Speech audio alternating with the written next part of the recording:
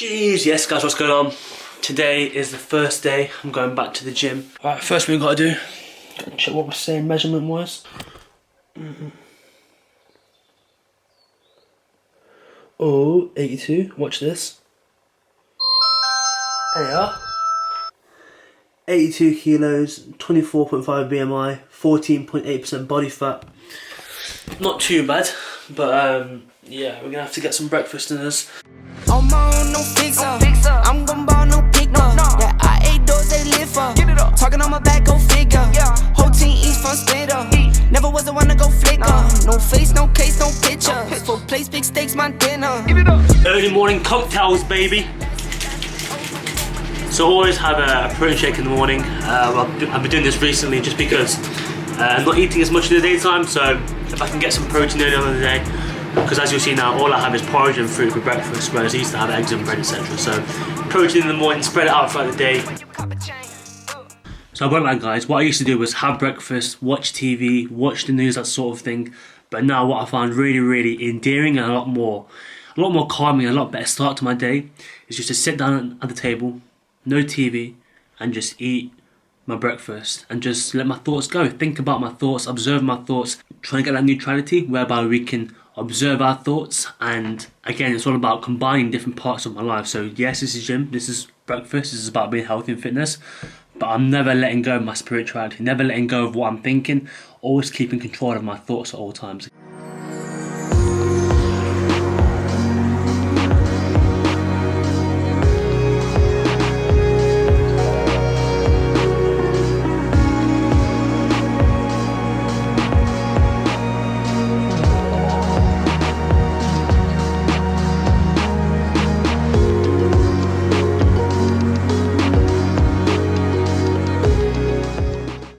Feels so good to be back, baby. Out here, ready to put in the work, ready to go for it early morning, 8 o'clock. Because I cycle to the gym, by the time I arrive, I'm already warmed up. To start off with, I warm up the rotator cuff muscles, which help to stabilise the shoulder. This ensures that there is sufficient blood pumped into that area of the body so that when I begin lifting, there is less risk of injury. I use the cables to do this by medially and laterally rotating my shoulder. Medial rotation just means I bring my hand towards the midline of the body, and lateral is away from the body. I do this for 2 sets of 15 reps on each arm. Something I've started recently is using the resistance band to fully open my shoulders up. This is a great way to put the joint through a full range of motion early doors to prepare for future activity. I love to do a quick set of 20 press-ups to end the warm-up. As this is a pure bodyweight activity, it's essentially just a precursor for the heavy lifting to come. So I think it's really important to start off your first session back with something you enjoy, and for me, naturally that's a push session. My first exercise is for chest, and it's an incline dumbbell chest press. As you can see, I'm only using light weights because I'm trying to remind my nervous system of the motor pattern of a pressing movement, taking it nice and slow, going as far down as feels comfortable. 12 to 15 reps for 3 sets without going anywhere near failure.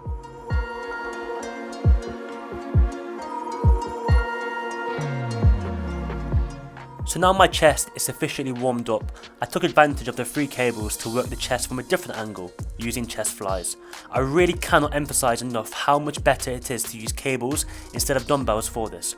The cables help to keep a constant tension on the muscle throughout the exercise, and also I find that doing these on an incline bench helps me to get a better stretch and in general feels a lot more comfortable.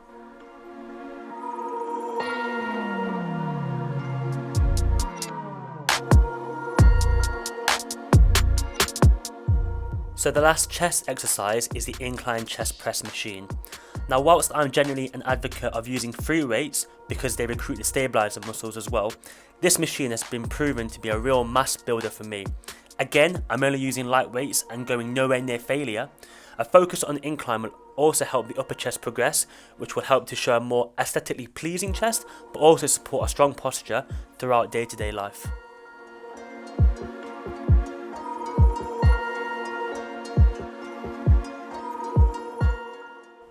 So shoulders naturally make up a part of push day because the majority of shoulder movements involve moving weights away from your body.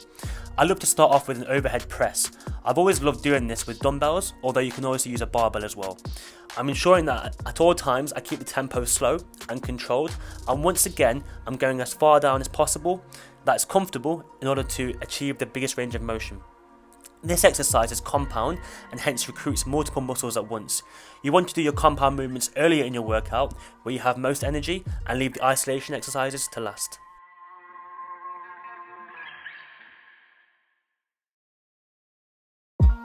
So my second and final shoulder exercise is a seated lateral raise.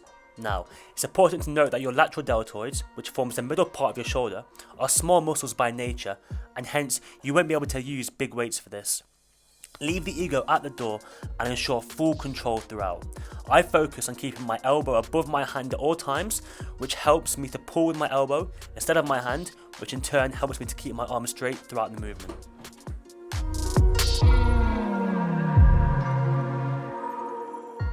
So moving into the final muscle group of the day, and that's the triceps. Close grip bench has always been the movement to deliver most results for me because it's compound and hence you can recruit all three heads of the tricep at once, but also because you can end up going heavy with it and add intensity by lifting more weight. Don't make the rookie mistake of thinking close grip bench press means keeping the hands exactly next to each other. Shoulder width is fine. If your elbows just brush your torso on the way down, that will tell you that you have good hand positioning. Again, light weights, going nowhere near failure, 12 to 15 reps for 3 sets. Rope pushdowns are fantastic for working the triceps. One thing I do that I see other people not doing as much is going on my knees to perform this exercise. Going further down means I have more range of motion to play with and hence I can extend all the way down without the cable length becoming an issue. Also, notice how I'm splitting the rope at the bottom of the movement. This small but important movement helps to isolate the triceps further and stretch that muscle even more, leading to a deadly pump.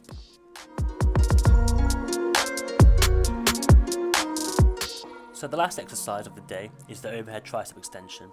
This exercise places a heightened focus on the long head of the tricep, which is unique because, as well as affecting the elbow joint, it also crosses the shoulder. This means it plays an important role in extension as well as stabilising the shoulder joint itself. Basically, it's important for a range of movements. A key tip here is to use the preacher kill to support the back. It's staggering the amount of people I see putting their back through unnecessary strain by doing the standing up or, God forbid, sitting down without a backrest.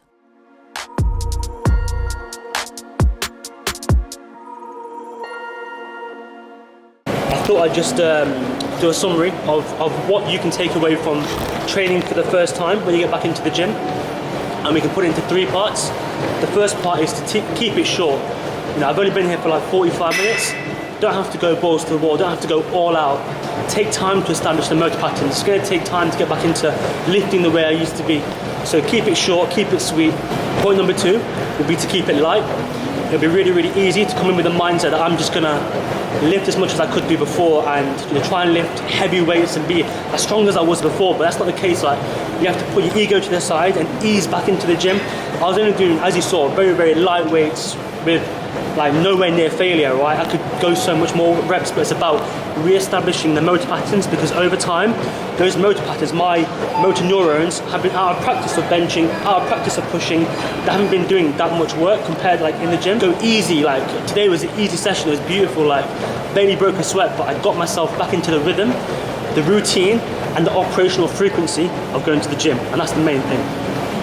And I think the third point would be, keep it fun. Like, gym is meant to be a fun thing, keeping your health and fitness. If it's not fun to you, if you don't enjoy it, then it'll never be something which you're going to pursue for a long period of time. So it's really important to keep it fun, keep it enjoyable, keep it short, sharp and easy. So not looking too bad. First session back. Body fat's a little bit high, but it is what it is. Got a long way to go. What's the back looking like? Not too great, didn't do much back, but yeah man, got the foundation there. Got enough to go at. We're just gonna give it our best shot. Decent size-ish. I'm looking to arms are decent size from that angle, but I need to add some chest mass. Need to shred out as well. I've got a little bit too much there, but that's all part of the journey, baby. Join me for this journey. We're gonna absolutely kill it, baby.